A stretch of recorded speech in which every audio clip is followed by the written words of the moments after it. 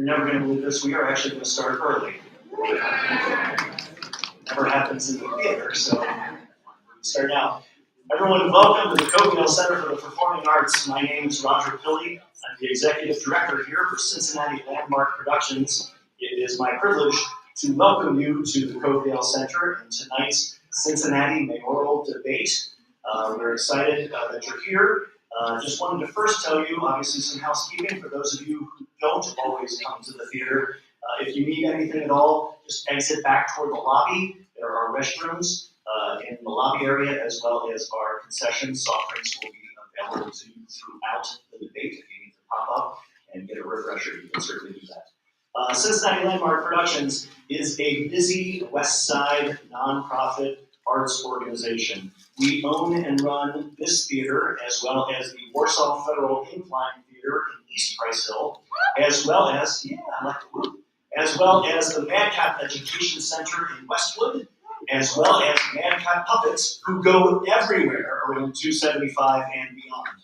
We are a busy arts organization, but one of the things I love about particularly our spaces, and this space in particular, we wanted to always do theater and produce and really get a chance to feature all the amazing local talent that we have here in Greater Cincinnati. But we also, when we built these theaters and turned them into performing arts centers, we wanted them to be community spaces where we can come together and have a dialogue and talk about the important things going on in the world. So this is a perfect example of what we always intended this building to be. So thank you for being a part of it. As with all great things on the West Side, this event tonight began, at least for me, with a text from Pete Whitty. So to tell you more about how all this came to happen, I want to introduce right now Mr. Pete Whitty. First off, I do want to say, can we get a round of applause for the Cincinnati Landmark Productions? Because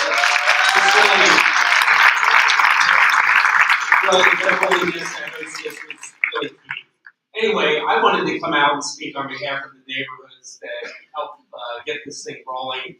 The East Price Hill Improvement Association, the West Price Hill Community Council, and the Savannahville Civic Association.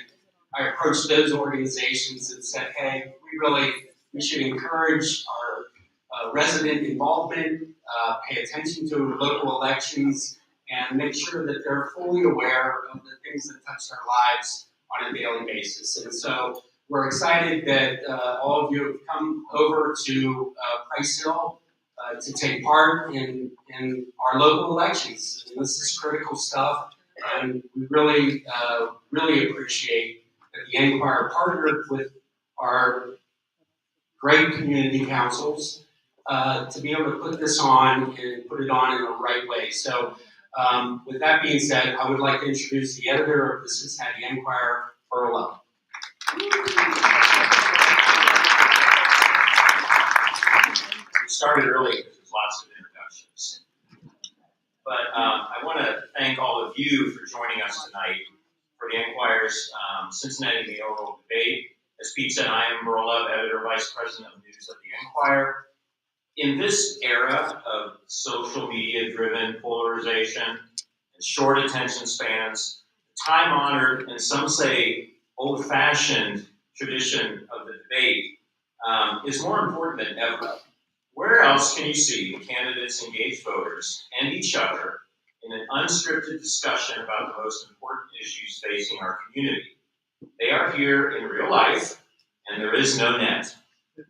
I would like to thank Mayor Purval and his challengers, Brian Frank and Cory Bowman.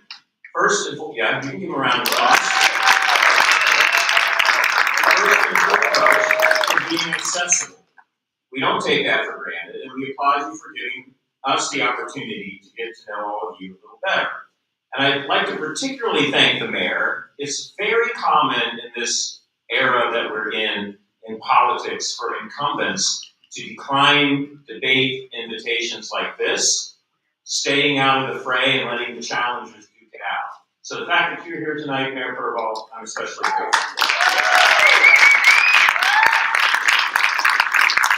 I'd like to thank our venue, the Cocktail Center, for the Performing Arts for hosting us tonight. And lastly, I'd like to thank all of you who subscribe to the Enquirer. for your investment in local news. It's essential to the preservation of our democracy, and I hope tonight's event demonstrates how seriously we take our mission to keep you informed. And with that, I'm going to introduce the moderator for tonight's debate, the Enquirer's opinion and engagement editor, Kevin Aldridge.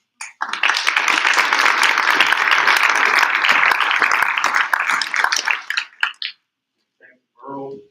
It's not just the editor of the Enquirer, but he's our distinguished timekeeper for this evening. So thank you for that, and thank you all for coming out and joining us this evening for this first mayoral debate in this 2025 election cycle for the city of Cincinnati. As has been mentioned, the Enquirer is in partnership with Caldwell Center for the Performing Arts and several of the neighborhood councils, and it's an honor for us to be here this evening. The three candidates vying to be Cincinnati's next mayor are here for the next hour to discuss some of the most pressing issues facing the city. We'll meet them in just a moment, but first, let me set the ground rules for this evening. I will be asking a series of questions of each candidate over the next hour. They will have 2 minutes to answer each question. As I mentioned, Mr. Love will ring a bell when they have 30 seconds remaining in their time, and then he will ring it twice when their time is up, indicating that the candidates need to conclude their answers.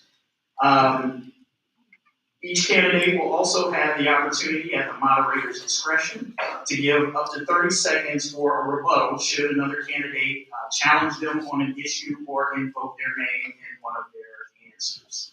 The question of who goes first tonight and who gets the final word, which each candidate will have 2 minutes to give a closing statement, was determined by the drawing of numbers backstage. We didn't have it in the budget to hire Deloitte & Touche, so we used Earl and Mr. Whitty to help determine the order of questions and final statements. To ensure that we stay on schedule tonight, we're asking you, our live audience, to limit your cheers and applause to just 2 times. One in a moment from now when we introduce our candidates, and the second at the conclusion of tonight's debate. And it should go without saying that we expect everyone here tonight to act in a civil and respectful manner. Now to introduce our candidates. First, Aftab Purelow. Aftab Purelow is the 70th mayor of the city of Cincinnati and the first Asian American mayor in the city's history. He is seeking re-election for a second term. Mr. Purelow is a lawyer and served as Hamilton County Clerk of Courts from 2016 to 2021 and was the first Democrat elected to that office in over 100 years. He is a graduate of The Ohio State University and the University of Cincinnati Law School. Mr. Purelow lives in Clifton with his wife Whitney and their 2 sons. Let's have a round of applause.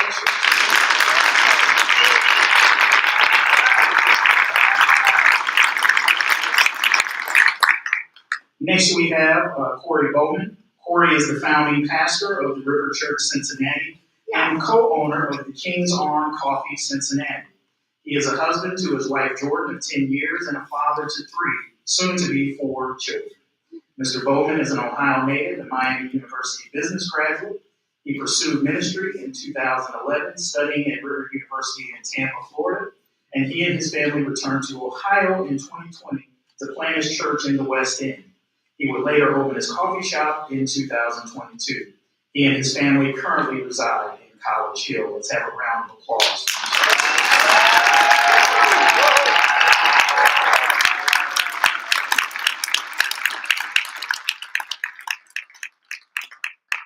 Last and certainly not least, we have Mr. Brian Frank. Brian Frank was born and raised in Western New York. He is a U.S. Navy veteran and a former Procter & Gamble employee. Mr. Frank retired from P&G in 2009 after 23 years working in procurement and external and government relations for the company. While at P&G, he twice served as a loan executive to the city of Cincinnati, where he led the outsourcing of street sweeping work for Assistant City Manager Tim Reardon, and several years later, the outsourcing of operations of the Duke Energy Convention Center for Assistant City Manager Scott Stiles. He was recruited by the late Dr. Odell Owens to join Cincinnati State Technical Community College as Senior Director of Procurement and Efficiency Officer, working on Governor Casey's strategic initiative to to reduce statewide higher education tuition and textbook costs. Among those accomplishments in that time was establishing a new campus in Middletown, Ohio, and outsourcing textbook production to the University of Cincinnati. Let's give a round of applause for Mr.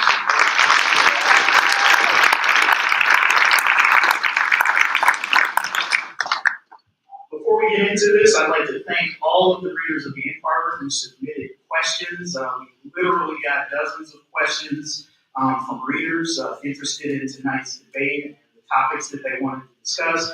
Obviously, we are not going to be able to get to all of those questions this evening, but we hopefully captured the essence of many of your questions in the ones that we formulated here this evening. So without further delay, we'll get into it this evening. In our first topic, could I make a point of order, please? With the American flag here present, I think it would be appropriate if we stopped and said the Pledge of Allegiance before we proceed.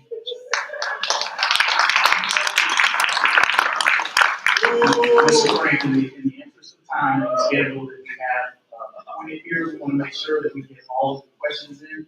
Not intended to be any disrespect to our wonderful nation or the Pledge of Allegiance, but we are on a time schedule and that was not in our budget for this evening. So we'll respectfully move on to our first round of questions. Our first question will deal with the topic of, please, I started at the beginning by asking for civility. We do not want to have to ask anyone to be excused from the debate, so please respect the forum and decorum. We came to hear the candidates tonight, respectfully, not the audience. All right? So let's listen to our candidates here. Our first question will deal with the topic of qualifications, and the first question will go to Mr. Brian Frank. Mr. Frank, what qualifies you, in your opinion, to be the next mayor of Cincinnati? Well, thank you, ladies and gentlemen, for joining us this evening. It's a pleasure to be here on the west side. First time I've been in the Cloverdale Theater, so it's beautiful here. Getting to the question, the qualifications are pretty simple. I'm a resident and of eligible age to serve as the mayor. I think it's a duty that I have to offer to the citizens an official other than the mayor to run for mayor. And so that's what led me to proceed with this. I've never served in elected office before, but I felt that we really needed to have another voice. And at this point, when I pulled the ballot petition, Cory had not yet decided to run. So I was doing this to make sure that we did have a second candidate on the ballot. In addition to that, I think my resume speaks for itself. I've got experience working in the city of Cincinnati, and I'm a professional procurement manager from Procter & Gamble. I've worked in government relations with Procter & Gamble, and I also had some pretty good experience working with the state government as a member of Dr. Owen's team over at Cincinnati State Technical and College. Mr. Kilwell, slight modification on that question for you, since you, in fact, are an incumbent mayor. The variation of the question that I will ask you is that you emerged as a candidate for mayor after P.T. Sinfeld dropped out of the race 3 years ago. What would you say is your biggest accomplishment in your term as mayor? Yeah, first of all, thank you so much, Kevin, for putting this together, and thank you all so much for being here. I want to thank the two candidates who are also running with me. It's not easy to step into the arena and want to have an opportunity to craft the future of Cincinnati, and it's something that should be applauded. I really appreciate your commitment to public service. You know, I think that there's a lot that we're proud of in our first term. We're proud of the fact that we've created a $1.6 billion infrastructure fund. We're proud of the fact that generational projects like the Brent Spence Bridge, the Convention Center Hotel are moving at a pace. We're really proud of the fact that we did the hard work of rezoning the city in order to encourage and incentivize more housing. But I think what I'm most proud of is the city hall that we walked into, as prefaced in your question, Kevin, was really in chaos and turmoil. It was in chaos because of the corruption. It was in chaos because of the impacts of COVID and the Omicron variant that we walked into.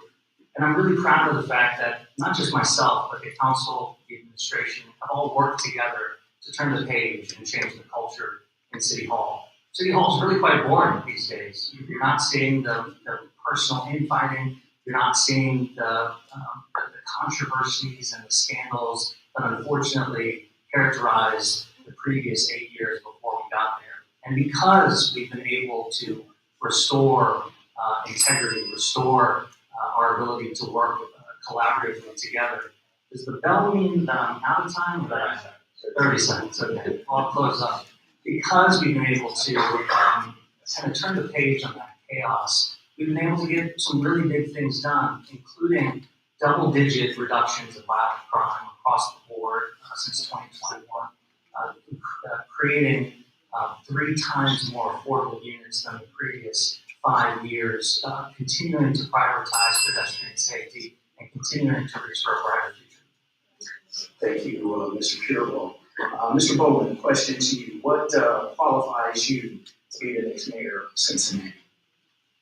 Hello, everyone. I'm very thankful and honored to be here. Thank you to the choir and everyone at Copial Center for putting this on. Thank you for all of you being here. I see members of CPB in the back as well. Thank you for guarding this event. And I'd like to make a point of order to say that my wife looks beautiful tonight on the front row here. 14 years ago, I was playing guitar on a stage at a church, and this beautiful lady in a white jacket walked on the front row, and I knew she was my wife. And tonight she walked on that front row in a white jacket, so thank you for that. Qualifications for being mayor. I believe the term is public service. And ever since we started our church and then started our business in the west end of Cincinnati, we've had a front row seat to some of the policies that impact our city and its residents and its citizens. As a graduate of Miami of Ohio, the first Miami, I came from Florida, and often said it was Miami down there, but they're liars. Miami, Ohio, in economics, we were able to kind of study the trends of the economy and what works and what doesn't work. I think one of the biggest things that you have to have is the ability to just think critically, be able to know when you're wrong, know when you're right, know when things work, know when things don't work. And then ultimately, the heart for people. We bleed Cincinnati in our household. We love this city with all of our heart, and we know that if the people are suffering, then that means that we are suffering as well. We love the sports in the city. We love broadcasts in the city. That's one bell, right? Okay, that's fine. He had too much coffee, so. But it's not just about being a sports fan. Obviously, that's not qualifications, but I believe your heart for the city mixed with the ability to think critically, and be able to see things the way they are, and to be able to work with people, because ultimately this isn't just a tyrant position. This is something where we work with members of council, just like some of the individuals that are here tonight. Thank you all for coming as well. So I believe that's going to be the key thing, is to be able to work with people, think critically, and then be able to adjust and think practically on these policies that need to affect our citizens. Thank you.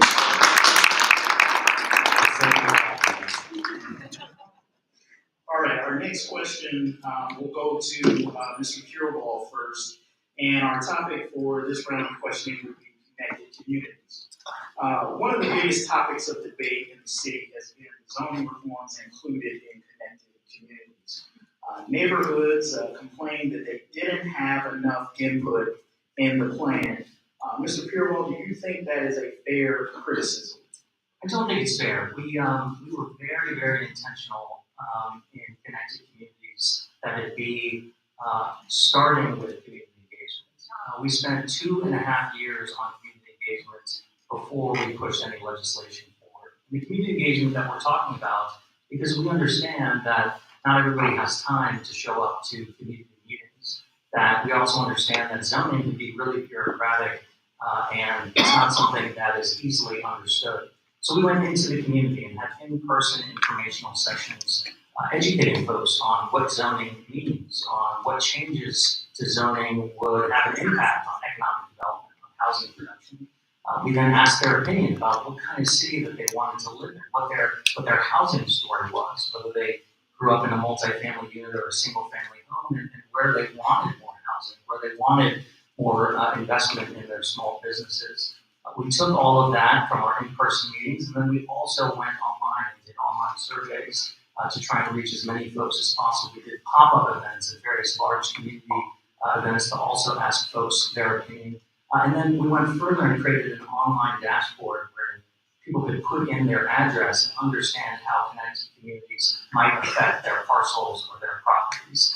Once we put the policy forward, not the legislation, but the policy, we went back and did more community engagement and ultimately landed on a piece of legislation. And the policies and ultimately the legislation reflected back what we heard from folks. They didn't want to get rid of all single-family exclusionary zoning. They wanted more housing in neighborhood business districts, and they wanted more housing along transit lines. They wanted more housing like row homes to be legalized throughout the community. The fundamental challenge here is we need more housing, and our city was zoned in an antiquated way. We hadn't touched our zoning in 50 years, and we were suffering because of it. Over the last 10 years, our population has grown, but we've actually lost housing stock at the same rate because of how old our city is. We needed a new zoning to encourage more housing, and that's exactly what we did. Mr. Bowman, the question to you. Do you think that the community had enough opportunity to give input in the connected communities plan? What's your thoughts?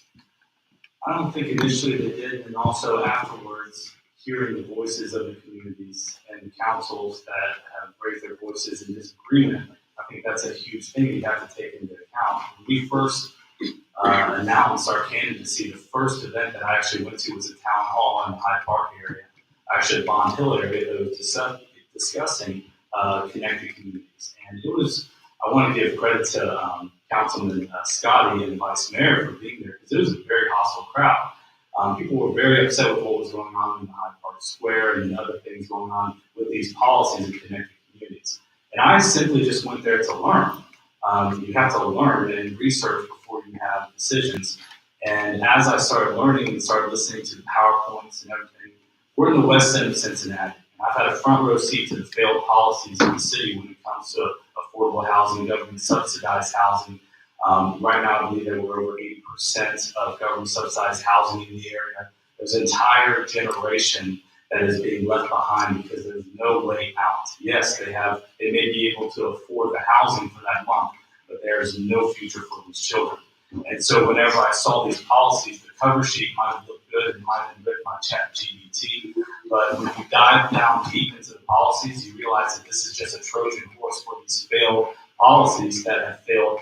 Avondale has failed the West End, and it's about to fail other communities throughout this. And then also, let's take into account that once you have this legislation, which was actually passed under an emergency, not by due process, then all of a sudden, whenever you go back to the communities and you're trying to convince them to agree with it, and they're saying hell no, or resounding hell no, and then you still ignore that, and you still pass these policies, well, then it shows that your local government doesn't care about your opinion. Maybe there was a survey that they put out, the people that matter rose up in these town hall meetings, and they had their voices heard, but yet nothing was done about it. Thank you, Mr. Bowman.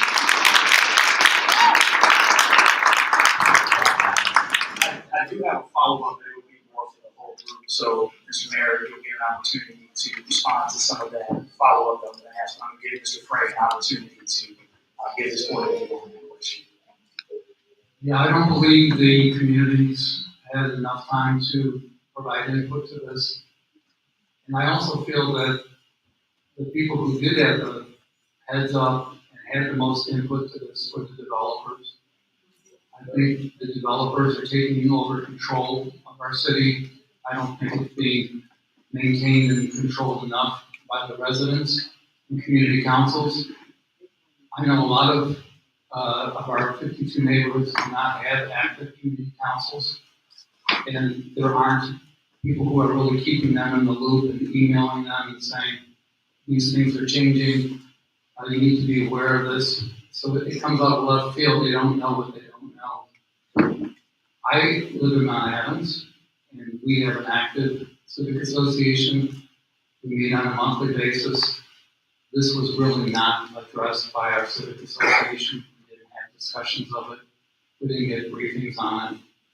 We do have an individual who we trust to represent us at various issues, events that relate to the zoning.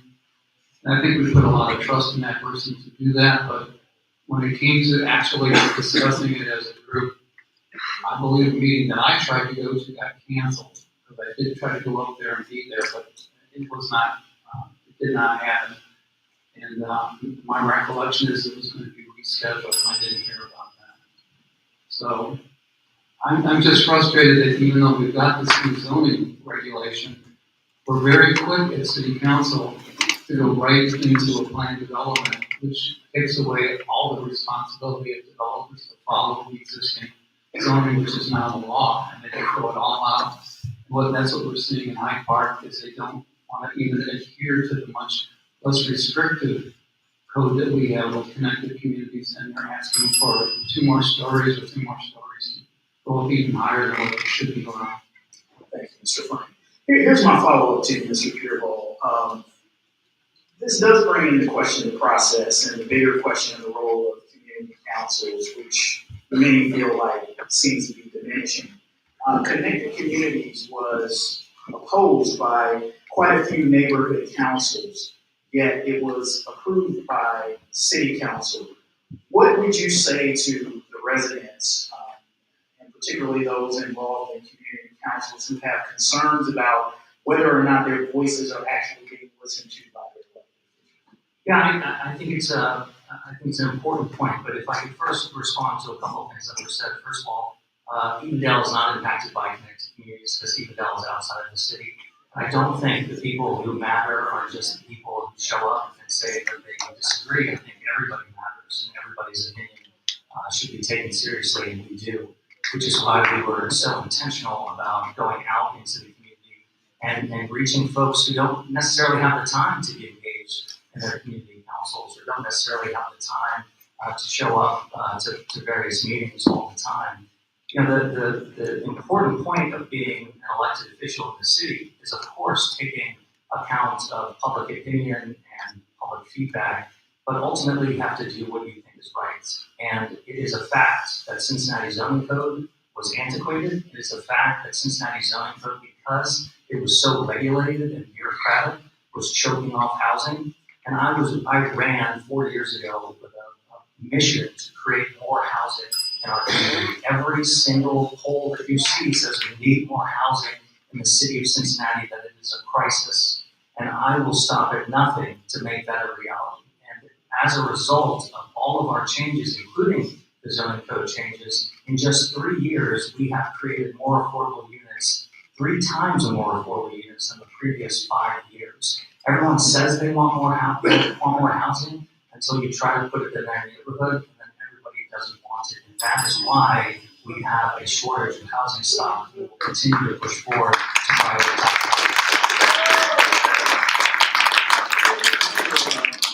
Mr. Bowman and Mr. Frank, I'll give you a 30-second opportunity to respond if you'd like to anything you just heard in that.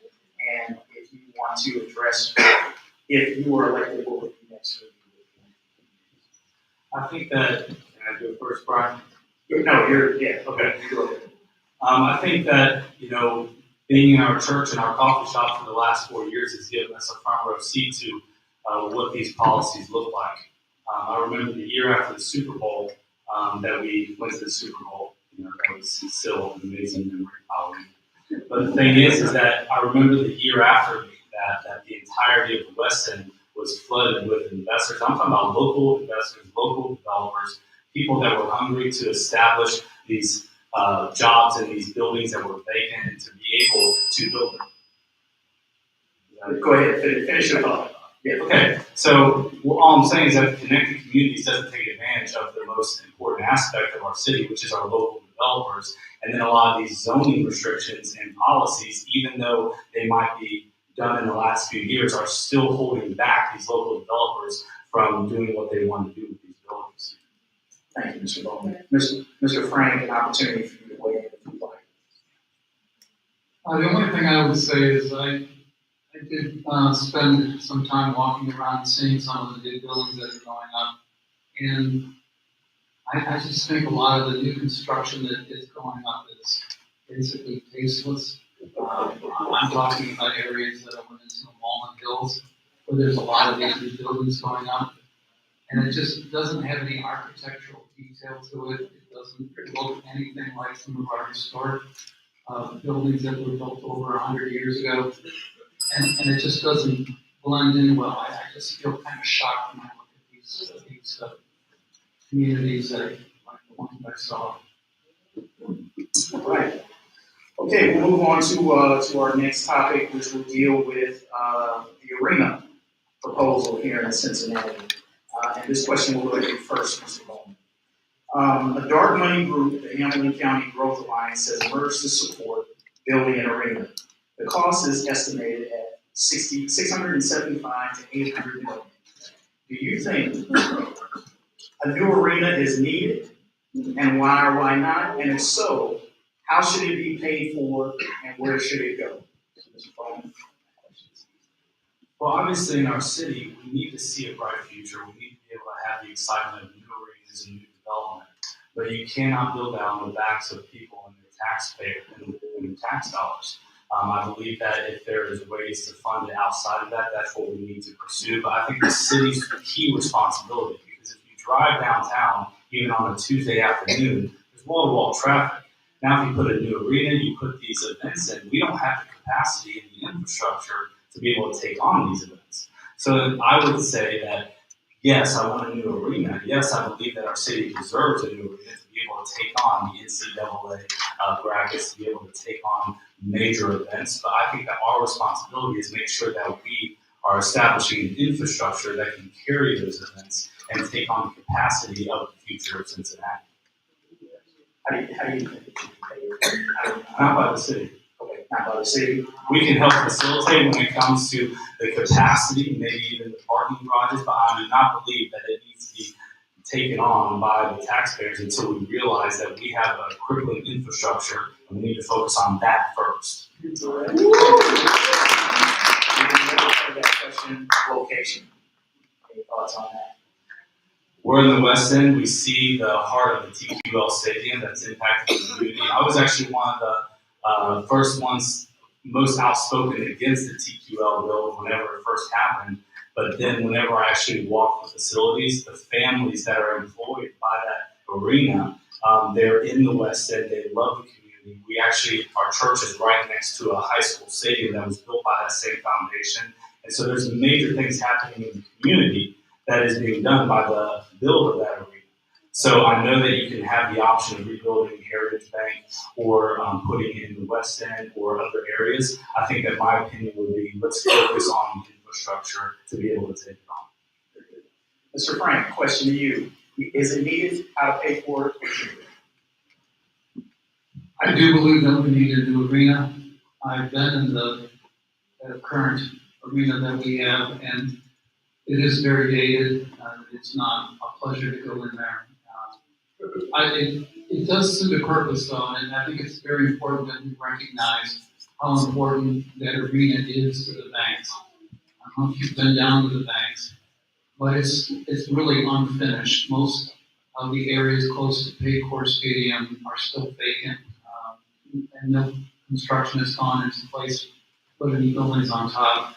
But we do have a number of restaurants and bars that are closer to the Reds Stadium, and we need an arena that is functioning year-round to keep those restaurants in business.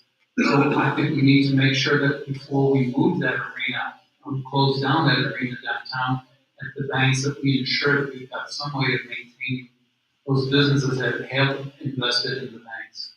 So if we could put it someplace, I don't think it belongs down there where the current arena is. I just don't think we can pigeonhole a much bigger arena in that footprint down there. But I am wondering if there's any place close to the Paycor Stadium that we could place that, because that, I believe, would be the ideal place to put a new arena. And rather than cover over the Fort Washington Way with grass, which is something we ask the federal government to bankroll, I think we ought to look at figuring out if we could go up 4 or 5 stories and build the arena over that area down there, and maybe somehow bring it over on top of the 2 streets at an elevated level, so you could have a tunnel where 2nd and 3rd Street might be underneath part of the arena. But I think it needs to be down close to the Paycor Stadium. Who should pay for it? I don't think it should be the taxpayers. We need to find something to pay for it. Mr. Pureroll, question to you. So I'm just trying to keep track of the answers up here. For Mr. Bowman, I don't know how, if you moved to the West End in 2021, how you were one of the first people to oppose the building of T-Fuel Stadium.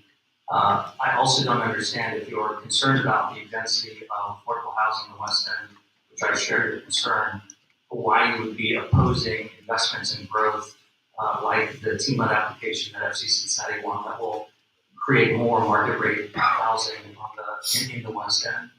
Do we need an arena? Yeah, we do. With the advent of remote work, it is incumbent upon us to make sure that our urban core, that our downtown transitions from purely an economic or commerce center into a true neighborhood. And I'm really proud of the fact that we are actually second for converting unused or underutilized office space into housing to create that density of housing, that vibrancy. And if you look at the numbers of parking for downtown, you'll see that on the weekends and the evenings, people are coming downtown more than they were for pre-pandemic levels. The way the arena fits into this is that it is absolutely an economic development strategy for us to compete for international large events like the World Cup, like Sundance, live events that continue to drive dollars into our urban core, into our city. And I disagree that we are not big enough or don't deserve to want to grow and hold these big events. I agree that our infrastructure isn't where it needs to be, which is why we prioritize the creation of a $1.6 billion infrastructure fund. That's why we prioritize getting the Brent Spence Bridge $1.6 billion to get that done. How we pay for it, I think, is a really difficult question. I think it should be paid for on the private side, but it's unrealistic to believe that we're going to get an arena in Cincinnati that is only using private dollars. Certainly the city and the county working together, if we're able to come together and figure out a capital stack that works, we'll have a role in that. The report from the Chamber of Commerce lists several different mechanisms, including a super tip and a sin tax, and those are conversations that we should have as a community. Thank you, Mr. Kerr. Mr. Bowman, I'm going to give you 30 seconds opportunity to rebuttal since Mr. Kerr did throw a couple of challenges your way. You can take that if you like. If not, No, I'll just say that the density of the affordable housing in the West End is one of the biggest things that's been on my heart ever since we moved to the West End and moved downtown. As we researched it, we just realized that a lot of these policies are keeping these generations locked in there for the rest of their lives and for the foreseeable future. There's no pathway out. And when I mentioned that all the investors and developers were lining the streets, they were ready to invest 1-2 properties at a time, but that's not what these policies are doing. These policies are not upholding the small-time builders or the people that want to flip one property. They're only establishing big-time developers that have their hands in the pockets of the city.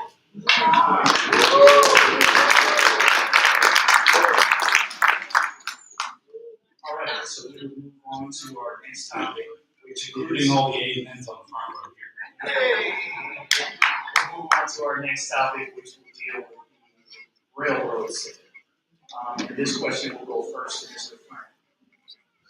This year is the first year the city will have proceeds from the Cincinnati Southern Railway sale. Quiet, please. Quiet, please. Can we have some respect for the forum, please? Ma'am, please. We don't want to have to ask you to leave, but we ask the audience to please be quiet. So if you can't respect that, we will ask you to leave.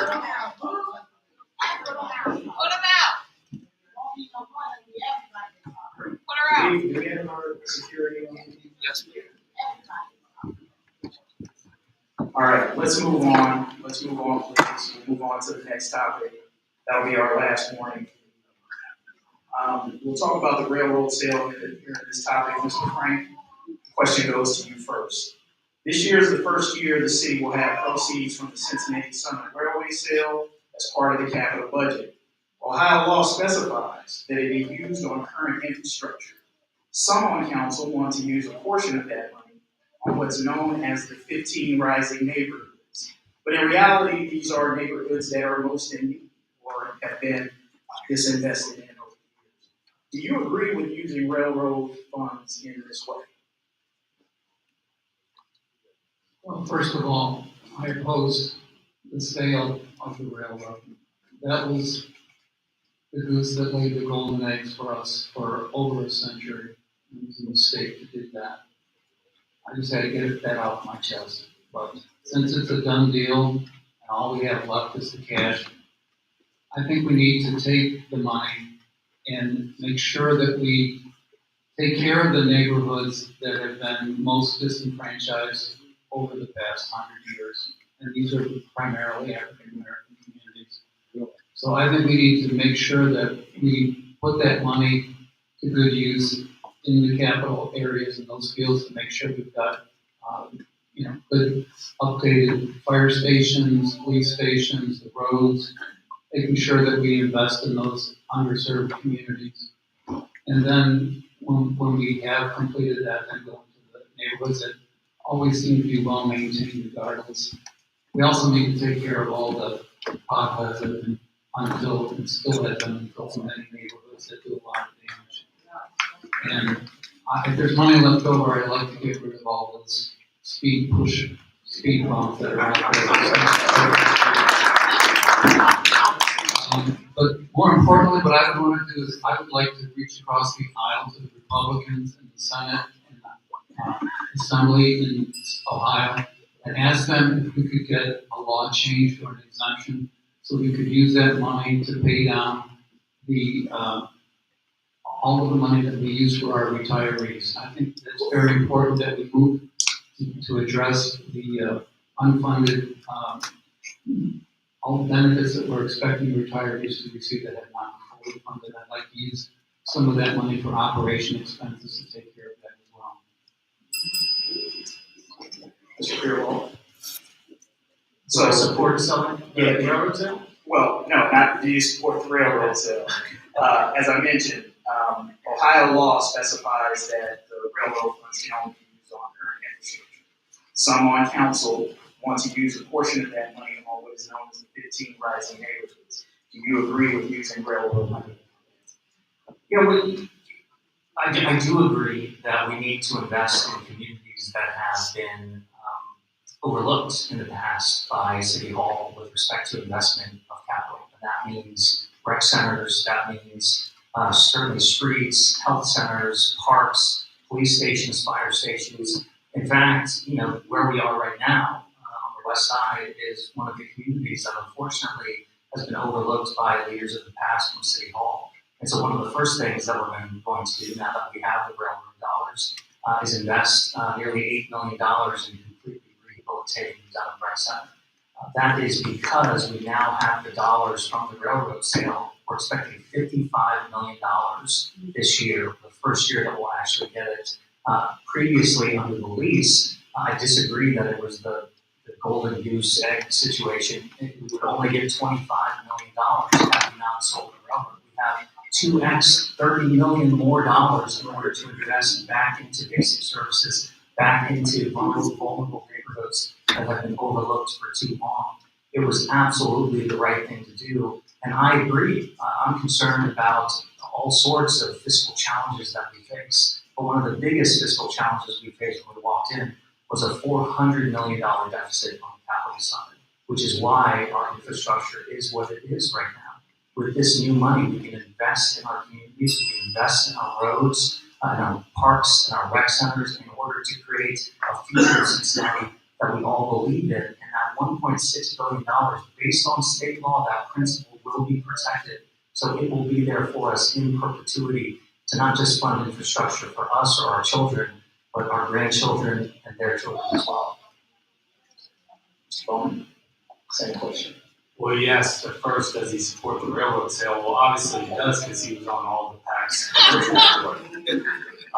Whenever you sold it for $1.6 billion, that was the first offer. Based on comps, you could have actually negotiated and done a service to your residents in our city to be able to get $2 to $3 billion. But obviously, the deal is done.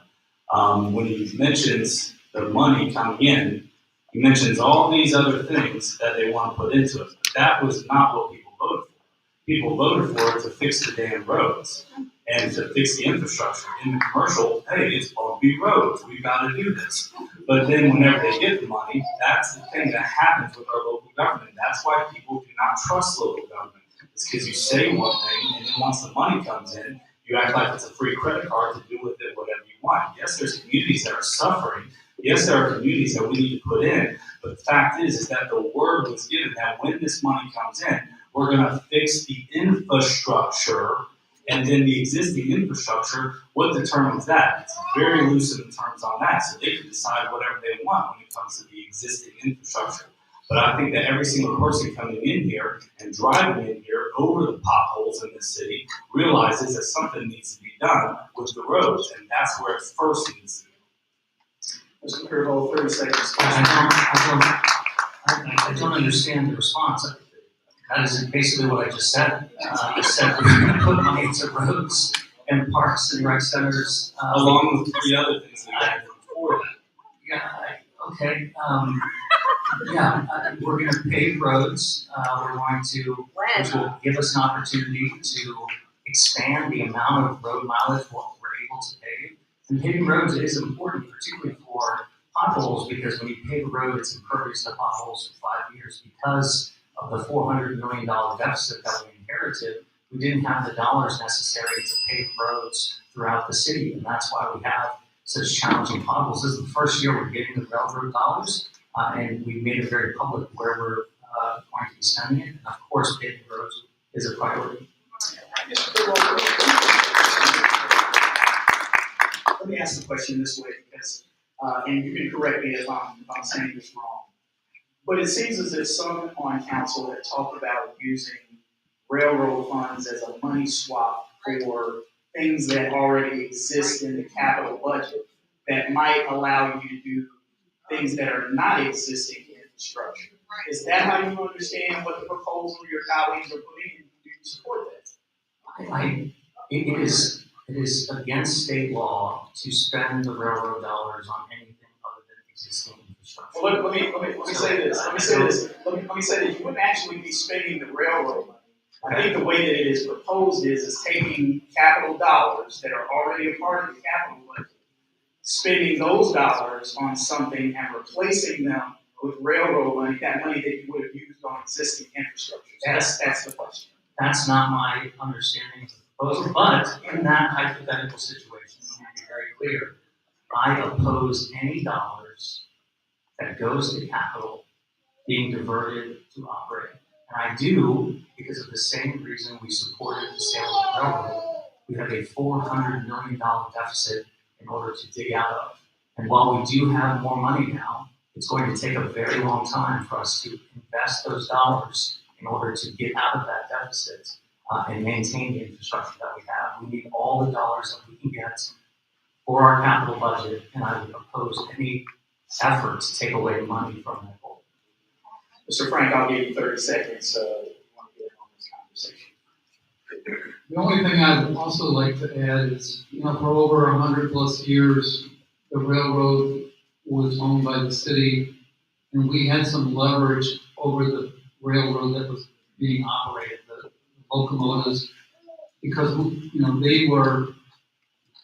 they had to work with us. Now they don't have to work with us. Now they own that property and they can do whatever they want. And let me just say, they're federally regulated. They are not regulated by the state, and they're not regulated by the city. And we're going to find out just exactly how they treat us now that we don't own that anymore. If I could respond to the various information, 1.6 billion was not the first offer. The railroad board negotiated very hard for over a year in order to land on that number. The number actually moved significantly up during that negotiation, and it's not true that the city had any leverage over the operation of the railroad. Federal law is very clear. They're the only entity that can regulate railroads. The city gave up no leverage for the railroad when selling it. All right. Thank you, Mr. Corey. All right, we'll move on to our next topic, which will deal with the streetcar. So the streetcar turns 10 next year. Should the city expand it? Why or why not? And would you ever consider using railroad funds to do that. So, Mr. Pureball, the question goes to you first. I'd love to expand the streetcar, but we can't afford it. So no, while I'm mayor, we will not be expanding the streetcar unless we get an incredible partnership from the state government or from the federal government. We don't have the resources necessary to expand it. What I am very excited about, though, because public transportation is critically important for all Cincinnatians, is the coming of bus rapid transit, which will be transformational for our community. North-south routes, dedicated bus lanes, dedicated physical bus stops that if we intentionally put in neighborhood business districts, particularly neighborhood business districts that have been underinvested for a very long time, that will create an organic incentive to drive more dollars and more investment into those neighborhood business districts, and ultimately into the small business owners and the residents of those neighborhoods. We've been very, very clear that multimodal and mini-modal transportation, including shared use bike lanes with Crown and Tri-State Trails, which will connect when it's finished all 52 of our neighborhoods via a bike lane, but also very clear that we've got to continue to incentivize people to use public transportation, and we've got to invest the dollars into it, which is why part of Connected Communities was making it easier to build housing specifically on our bus lanes, not just north-south bus rapid transit, but also the 4 24/7 routes that go east-west. Mr. Bowman. Yeah, I mean, it makes sense to encourage public transportation or encourage people to not own cars when you just want them to live in the same government subsidized house for the rest of their life. But getting back to the question of the streetcar is, could be considered existing infrastructure. So what's going to keep the expansion from being funded by the railroad funds? We've got to fix the roads. We've got to be able to do things that are important to the people. And as far as the streetcar goes, turn 10, happy birthday to the streetcar. But the thing is that because we need to have priorities in place. The mayor did say at first we can't afford it right now. I think that's a smart approach. So you have to see where you are first, not just keep on spending and keep on spending. We have to have proper money management. Mr. Frank, question to you. I don't support expanding the streetcar. I think we were promised early on that the streetcar would be dismantled and stopped by Mayor Cranley, and he didn't do it. Shame on him.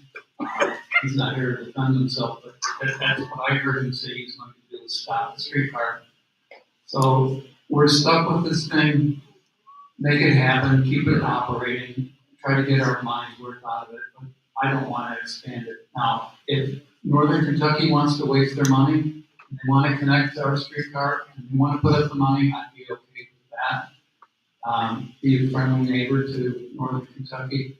It is not going to be cost effective to go up the hill. The underground Duke Energy power systems that are under the main line that goes up is going to be just too expensive to make that happen, and I don't think there's going to be any donors out there making us happy. I mean, the Hale Foundation came through with the operating costs, but I don't think they're going to step up and invest in taking it up the hill.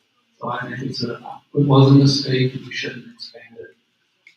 Kevin, may I respond? Yeah, 30 seconds. Mr. Bowman has a couple of times now talked about government-funded or government-supported housing. Most recently, to huge applause from the audience. I think it just betrays the lack of understanding about how housing gets done in Cincinnati.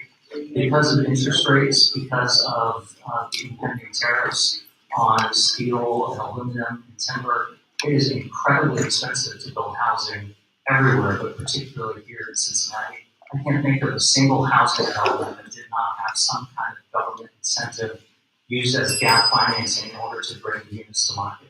So he's offending almost everyone in Cincinnati by saying government funded. All right.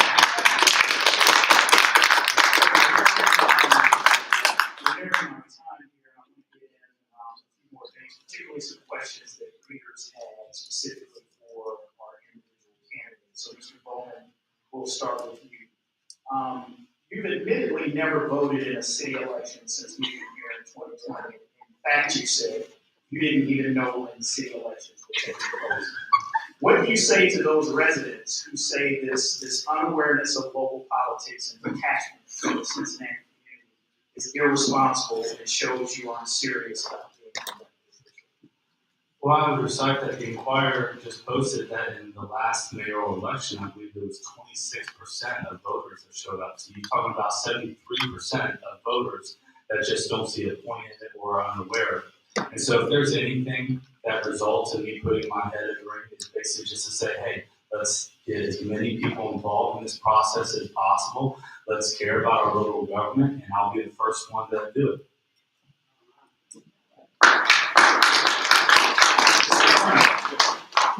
This question is for you.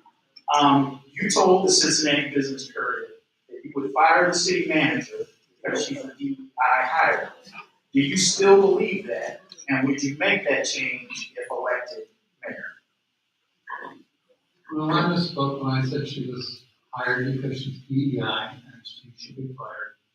Well, I apologize for that. But I still find that she's incompetent.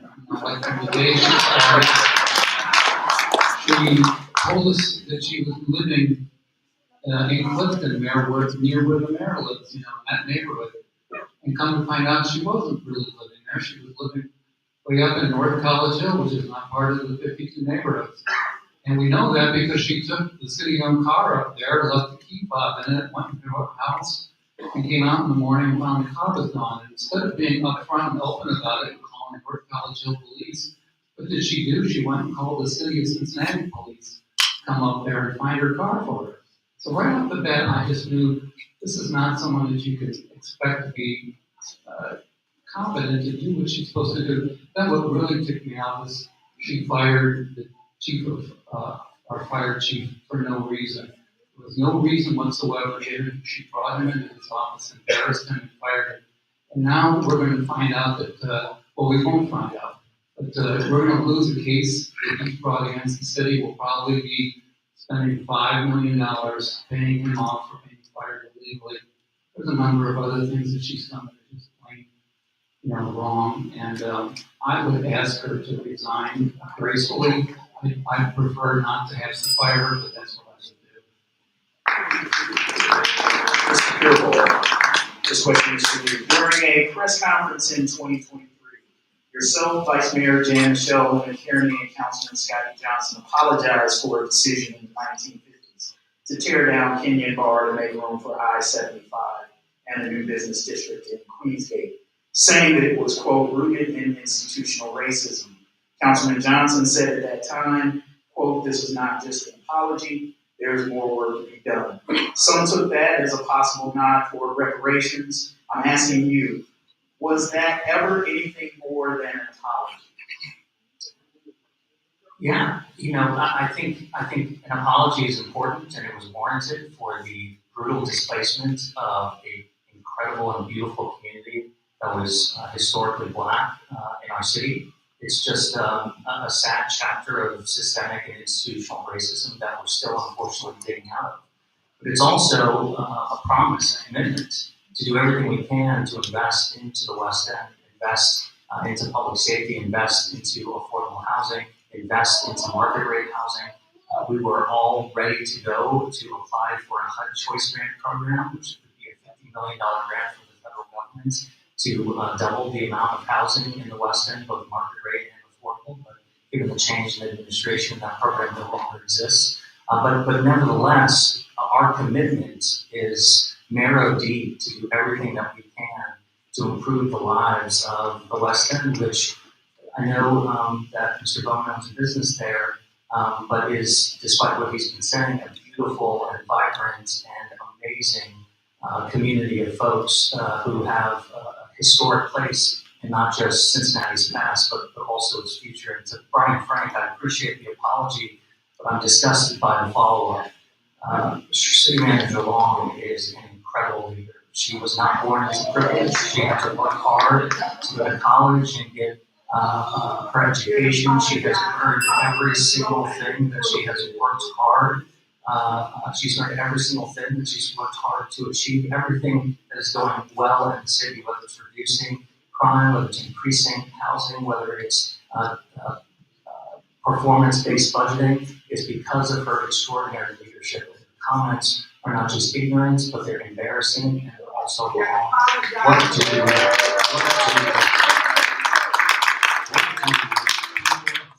Mrs. Frank need to do to give the credit and respect that they deserve. It is shameful to attack her in that way, and I would encourage you to attack me and leave her out of this because she's well out of her league.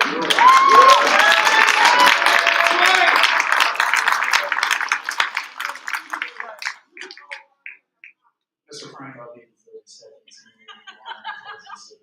So she did go to Miami University, which is Mr. Frank is a gay man.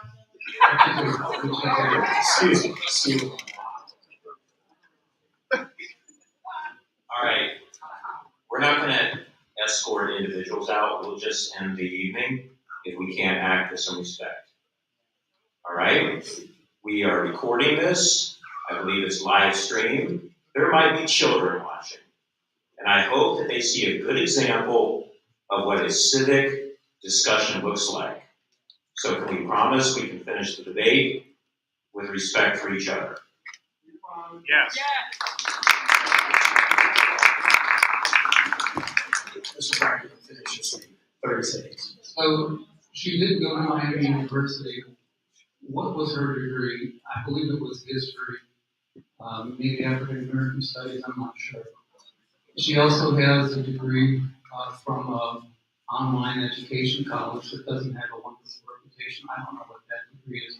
But I don't think she's got anything in her record of education and training or certifications that say that she's a qualified expert in doing city management. So what the city did is they hired, I think it was John Kirk, to teach her how to be a city manager, and she was tutored to do the job. But that's it. I don't think she's fully qualified. It's not true. She was a city manager here locally. She was the president of the ICMA, the International City Manager Association. She's ICMA certified. And again, you're doubling down on this ridiculous, ignorant attack on someone who is a true public servant, and it is beneath the office you're running for, and it is not the people of Cincinnati who see through that. It's really disappointing. Well, thank you, gentlemen,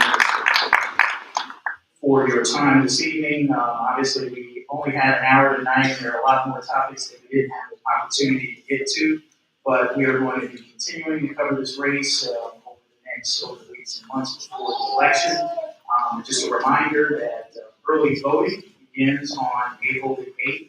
We would encourage everyone to avail themselves of their right to vote and cast your ballot for the candidate that you think is best in the city. So with that, we will begin with our closing statements now. Each candidate will get 2 minutes, and again, Drew, the order prior to the evening this evening. So going first will be Mr. Bowman, followed by Mr. Frank, and with the final word will be Mr. Purelow. So Mr. Bowman, you have 2 minutes for your closing statement.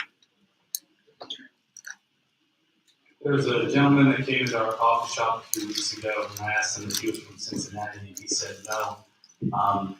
But he had admitted that he had lived in the city. He was an investor and a developer, and he had invested in that community for over 35 years, living there as a resident. But still, he did not have the permission to say he was from Cincinnati. And so I realized that's something about our city. We're very proud of where we're from. We're very proud of our city. I was born at Fort Hamilton Hospital, less than an hour away from the city. Every chance we had, we were going to be at Reds games, Bengals games.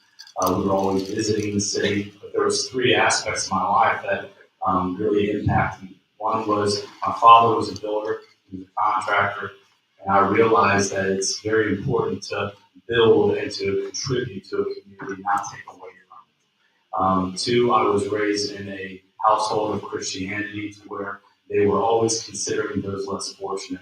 I remember 8 years old watching as people would withdraw from drug addiction on our couch, and then we would take them as a family to a facility to be to rehabilitate.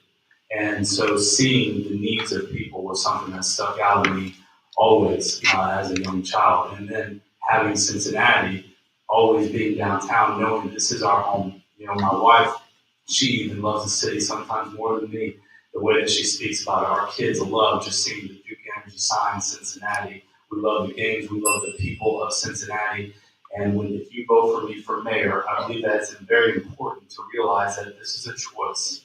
This is a choice. We have a choice of 3 candidates here, and that's what government should be. And so if you disagree, you make your voice heard at the ballot box. And if you vote for me, you're getting someone who cares about Cincinnati, that loves the people in the city, and focuses on building in the city, not taking away from it.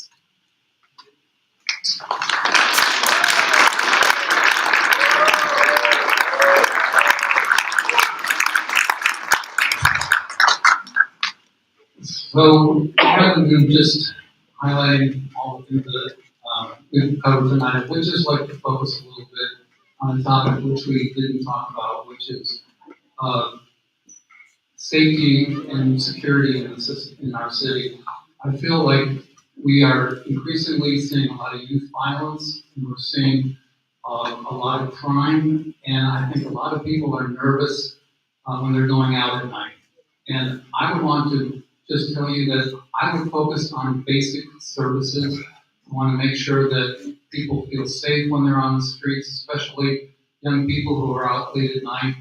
And I want to make sure that we maintain very high standards and grow our police force. I'd like to see us look at bringing back the district that was taken out of Clifton. I recently went and saw somebody that was robbed on Ludlow Avenue, one of the vape shops there. It was early, like at 9 o'clock on a Saturday. And I just want to make sure that we really focus on those core safety and fire. I think our fire and EMS services are excellent. I just want to maintain that. But I'm here to serve. If I make it to the next level, I would like to say that I will honor my commitment to be there for 4 years. And I would like to see everybody on this table also say that if they are elected to the position, that they can serve a 4-year term.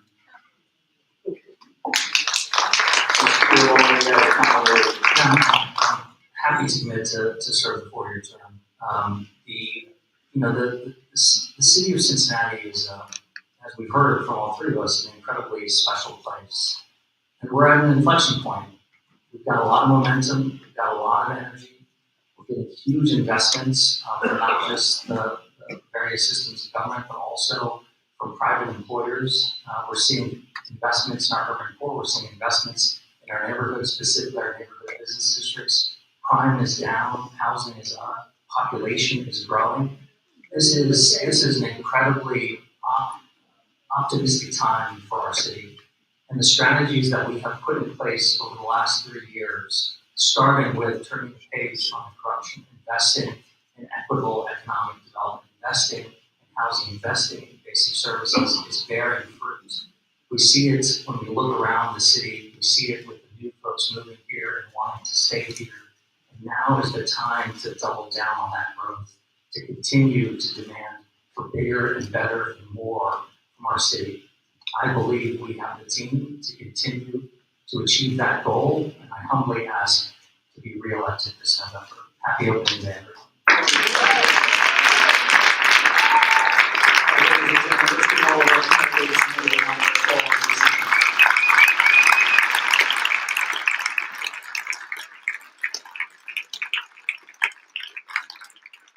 Thank you all for coming out this evening, and we hope you have a safe drive home.